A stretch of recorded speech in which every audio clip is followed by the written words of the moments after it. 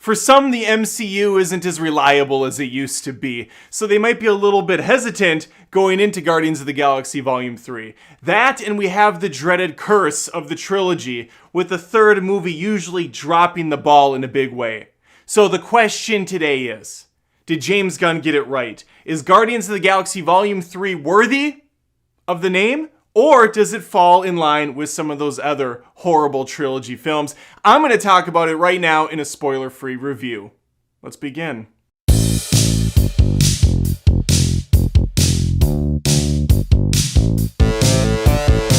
I think we're old enough and mature enough to understand that taste is subjective. So a lot of critic reviews out there are straight up opinions. And trust gets built up once they have a nice catalog that you can rely on and look back and say, okay, this person's consistent. I like to think I am as well, so please think about subscribing if you haven't already. I post lots of movie content each week. Would love to have you stick around. Where I stand with Guardians of the Galaxy, I love them. Both of them. I know some people don't like the second one. It gets a little too out there, a little too goofy, a little too colorful. It undercuts some of the drama. That stuff's all true.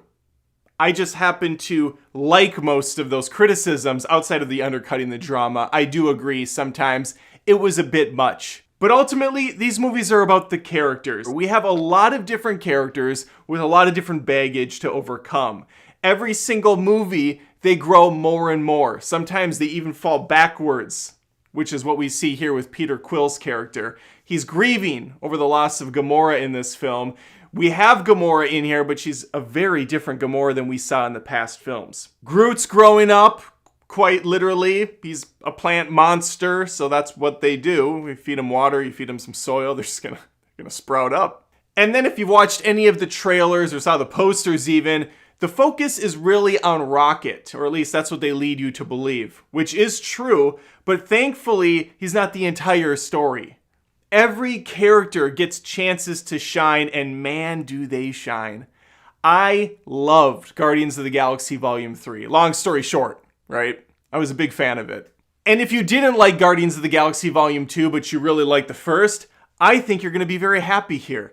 Because while it is still fun, while it still has that out there nonsense, the colorful, crazy worlds and characters and just bizarre James Gunn thoughts spewed out onto the screen. Of course, a lot of it comes from comics too. But through the lens of Gunn, it's brought to life on the big screen. That stuff's still there. But he does it in a more mature way. He doesn't undercut the drama this time. In fact, he lets it breathe. He gives you a lot of it. This is a sad movie. It's a funny movie. It's an action-packed adventure. It's got it all. It's got it all. This has a sad feel to it.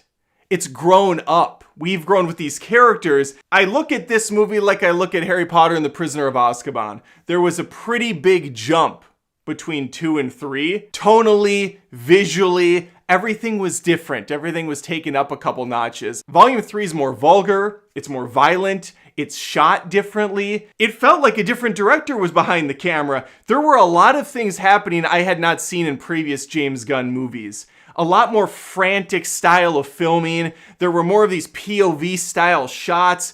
It was very in your face. It felt real.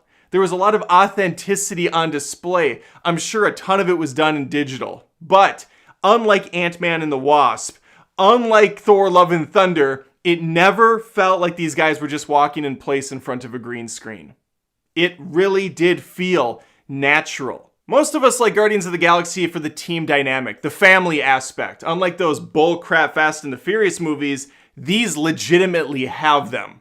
These really do feel like a cohesive family with natural, organic dialogue. They're poking fun at each other, taking shots, embracing in the next scene, setting each other up for failure, setting each other up for success. It's all here. And Gunn has this amazing ability to jump from humorous sections of a film to drama to back again. At one moment, it feels like you're watching a good old-fashioned Guardians 2 sequence, but then you're whisked away into a dark, gritty Disney drama with animal critters that you're not sure are going to survive to the next scene. Couple things people always want to know. If you have kids, should you bring them? I think 9 and up is probably pretty safe. There are some more aggressive sequences in this one for sure. They really push the PG-13 with both the vulgar stuff, some of the animal things. There's some torture. It's all, it's CG creatures, but still, that's tough for some kids to watch. Tread lightly with the kids on this one. Even if they saw the previous two Guardians, this one is more aggressive, like I said.